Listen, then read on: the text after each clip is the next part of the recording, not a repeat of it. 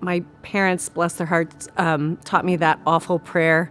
Now I lay me down to sleep. I pray the Lord my soul to keep if I should die before I wake. And I would lay awake at night wondering what would happen if I would die before I woke. And I knew that it had something to do with God, and my family didn't particularly go to church at this point in my life. And so my recollection is that I kind of begged to go, and we would go for a while and then not. My family was attending Faith Missionary Church, and I was involved in youth ministry under a very talented youth pastor by the name of Dave Rodriguez. A new church was going to be birthed from Faith, and the senior pastor of that church was going to be said Dave Rodriguez. So my family and I all decided that we wanted to be a part of that. So we've been here since day one. I love the fact that you don't have to have everything all figured out as soon as you walk in the door here, and that we can be with people at different points in their spiritual maturity or whatever. That's progressed to the point now of even Barry calling it a church for skeptics. I can point to one specific sermon that really kind of made me do a 180 in my walk with the Lord. I would say up until the sermon that Dave preached, it was in a series about spiritual disciplines. In that sermon, I came to understand, I guess for the first time, that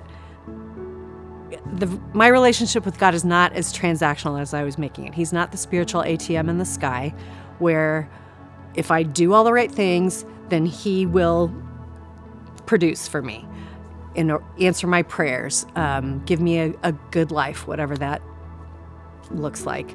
But having that revelation really made me see God for much, much bigger than he is, or than I had thought of him. I was looking at God way outside the little box that I had put him in for my entire spiritual life up to that point. So that was probably a huge turning point. It was a big turning point for in my spiritual life. I think it's important to have a one, because I think if you don't, it's very, very easy to start assuming that everybody thinks and believes exactly as you do. And I think that's what's gotten us in trouble in lots and lots of different areas. There are things that I take for granted that other people don't have the first clue about. And if they knew some of the things that I've come to know over the years, it would make a huge difference in their life. So I have a coworker who, as far as I know, is pretty far from the Lord. And we've had some really interesting conversations at work. Having this person in my life has definitely caused me to pray a lot more for this person. It's also made me look at how I'm living my own life, and is the way that I'm living an accurate portrayal of Jesus? And if it's not, then I need to work on that.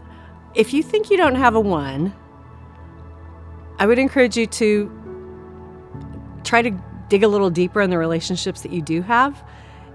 You may find that there are people who are hurting a lot that you had no idea. People aren't always going to share that with you unless you really kind of dig a little bit. And it's not easy, and I'm not really good at it. But when you do, it's like, okay, this person is somebody that I could be praying for, and this is somebody who I could be hoping to help.